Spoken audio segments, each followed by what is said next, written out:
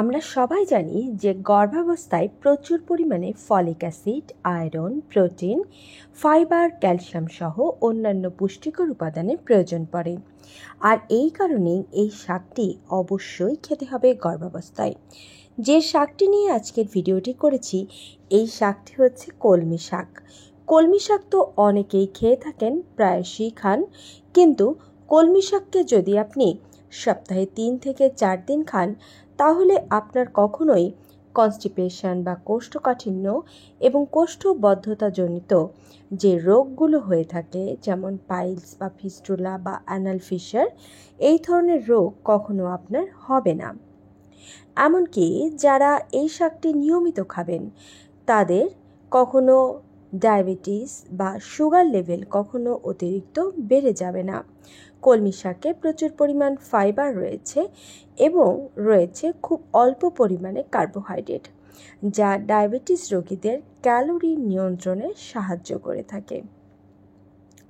উন্নত মানের এনজাইম রয়েছে এই কলমি শাকের মধ্যে, যা আমাদের হজম শক্তিকে খুব ত্বরান্বিত করে। এবং কলমি শাকে প্রচুর অ্যান্টিসেপটিক ও ফাইবার রয়েছে।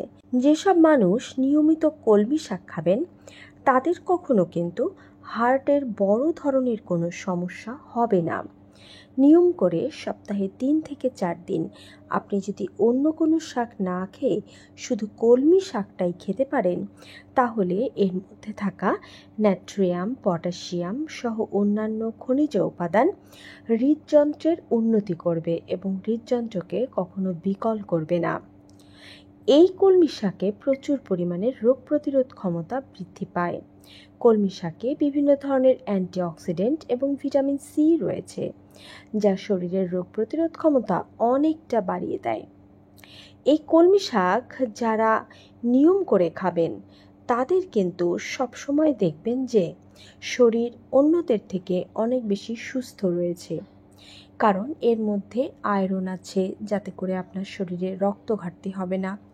ভিটামিন এ রয়েছে, যার কারণে আপনার দৃষ্টি স্বল্পতা হবে না।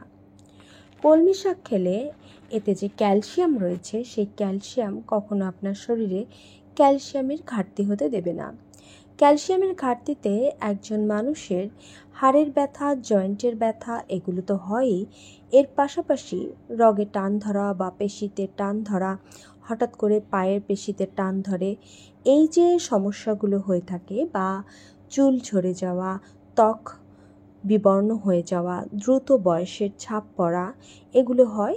আবার অ্যান্টিঅক্সিডেন্ট প্রচুর পরিমাণে রয়েছে, কাজেই বয়সের ছাপ পড়া, ত্বক কুঁচকে যাওয়া, এই ধরনের সমস্যাগুলোও কিন্তু হবে না। কলমি শাক খেলে কি আপনার কোনো ক্ষতি হতে পারে? এই প্রশ্ন অবশ্যই আপনার আগে জেনে নেওয়া উচিত, কারণ এতে যদি কোনো ক্ষতির সম্ভাবনা থাকে আপনার, তাহলে আপনি অবশ্যই এটা খাওয়া থেকে বিরত থাকবেন। প্রথম কথাই হলো, প্রচুর পরিমাণে ফাইবার রয়েছে, তাই আপনার যদি ডায়রিয়া থাকে বা আপনার যদি মনে হয় যে আপনার এমন পেটের অবস্থা যে আমাশয় বা অপক্ব আম নির্গত হচ্ছে, তাহলে কিন্তু আপনি নিয়ম করে এইভাবে সাধারণত যেভাবে রান্না করে কলমি শাক খাওয়া হয় সেভাবে খেতে পারবেন না। আগে আপনার পেট স্বাভাবিক হবে, অর্থাৎ আপনার আমাশয় বা পেটের খুব বেশি সমস্যা থাকলে, ডায়রিয়া থাকলে, সেই সমস্যাকে আগে ভালো করে তারপরে কলমি শাক খেতে হবে। এছাড়া অনেক ধরনের মানুষের মধ্যেই কলমি শাকে অ্যালার্জি হয়, তাই আপনার যদি মনে হয় যে কলমি শাক খাওয়ার পরে আপনার কোনো ধরনের গা হাত পা চুলকানো, চোখ চুলকানো বা গলার ভেতরে ইচিং বা চুলকানোর সমস্যা হচ্ছে, তাহলে কিন্তু আপনি কলমি শাক খাবেন না। কলমি শাকে রাসায়নিক পদার্থগুলোর পরিমাণ থাকে উচ্চ রকম। কলমি শাক নিয়মিত রক্তের বায়োলজিক্যাল পরিবর্তন নেওয়ার কারণে কিছু রাসায়নিক পদার্থ এর উচ্চ পরিমাণে পাওয়া যায়। এটি নিয়মিত যদি আপনি খেতেই থাকেন, যেমন ধরুন আপনি সপ্তাহে 7টা দিনই খেলেন এবং যে পরিমাণে খাওয়া উচিত তার থেকে অনেক বেশি পরিমাণে খেলেন, তাহলে কিন্তু আপনার শরীরে এই রাসায়নিক পদার্থগুলো, ক্ষতিকর পদার্থগুলো বেড়ে যাওয়ার সম্ভাবনা থাকবে। তাই আপনি সপ্তাহে 3 থেকে 4 দিনের ওপরে যেমন খাবেন না, ঠিক তেমনি এটাও আপনাকে জানতে হবে যে যেদিনই আপনি খান না কেন সেটা 60 থেকে 100 গ্রামের ওপর কখনোই খাওয়া চলবে না। এটা পূর্ণবয়স্কদের জন্য মাপ বললাম। আর যাদের বয়স এর থেকে কম তারা এর থেকে কমিয়ে খাবেন, অর্থাৎ 18-র নিচে তারা 60 গ্রামের নিচে খাবেন। পেস্টিসাইড ব্যবহার। এই পেস্টিসাইডটা কি, যেটা হচ্ছে কৃষকেরা ব্যবহার করে থাকেন, কিন্তু আমি এখানে যে কলমি শাকটি দেখাচ্ছি এটা কিন্তু ন্যাচারালভাবে উৎপাদন হয়েছে। ন্যাচারালভাবেই জলা জমিতে বা জঙ্গলের দিকে যে কলমি শাক উৎপাদন হয়েছে তার মধ্যে কোনো ধরনের পেস্টিসাইড বা কোনো ধরনের রাসায়নিকের প্রয়োগ করা হয়নি। তাই এই কলমি শাকটি খাওয়া সম্পূর্ণ নিরাপদ। কিন্তু আপনি যখন বাজার থেকে কলমি শাক কিনে আনছেন তার মধ্যে কী ধরনের পেস্টিসাইডের ব্যবহার কৃষক করেছেন, কত পরিমাণ করেছেন, আর সেই রাসায়নিক ব্যবহারের কয়দিন পরে কলমি শাক জমি থেকে নিয়ে এসেছেন, এই সব কিছুর সঙ্গেই কিন্তু জড়িত আপনার দেহের সুস্থতা বা অসুস্থতা।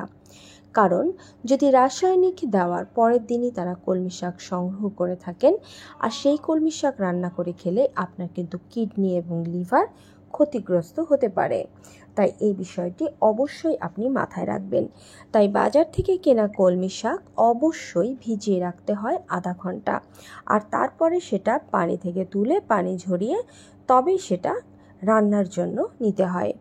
আর শাক যখনই আপনি রান্না করবেন না কেন তখন 8 থেকে 10 মিনিটের মধ্যে মাঝারি থেকে উচ্চ তাপে দিয়ে তবে রান্না করে খাওয়া উচিত। এবং শাকে অবশ্যই তেলের ব্যবহার করা উচিত, কারণ তেল ছাড়া শাক খেলে কখনোই সেটা আপনার শরীরে হজম হবে না। এই কথাগুলো মাথায় রাখবেন। তেমনি আয়ুর্বেদ পরিষ্কারভাবে বলে দিয়েছে যখন আপনি কোনো শাক খাবেন শরীরের সুস্থতা বাড়ানোর জন্য এবং প্রয়োজনীয় পুষ্টি উপাদান যাতে আপনার শরীরে কাজে লাগে সেই বিষয়টি খেয়াল রেখে তখন অবশ্যই আপনাকে শাক খেতে হবে সকাল বা দুপুরে। রাতের বেলায় শাক খাবেন না, কারণ এটা হজমের বিভ্রাট ঘটিয়ে থাকে। তেমনি আপনি শাক খাওয়ার 3 ঘন্টার মধ্যে দুধ দিয়ে প্রস্তুত করা কোনো খাবার বা দুধ সরাসরি খাবেন না। যদি আপনাকে দই খেতে হয়, যেমন টক দই খেতে পারেন দুপুরের খাবারের পরে, তাহলে অবশ্যই আধা ঘন্টা পরে খাবেন। কিন্তু সরাসরি দুধ বা দুধের তৈরি পায়েস, ফিরনি, দুধ চা, দুধ কফি এইগুলো খাবার যদি আপনি খান শাক খাওয়ার পরে, তাহলে কিন্তু হজমের গণ্ডগোল হবে মারাত্মকভাবে। তাই এই সব খাবার অন্তত 3 ঘন্টা আগে বা পরে করে খেতে হয়। ভিডিওটি ভালো লাগলে শেয়ার দিন, নিজে অ্যাপ্লাই করুন আর সকলকে জানিয়ে দিন যে কিভাবে শাক খেলে সুস্থ থাকা যায়। ধন্যবাদ।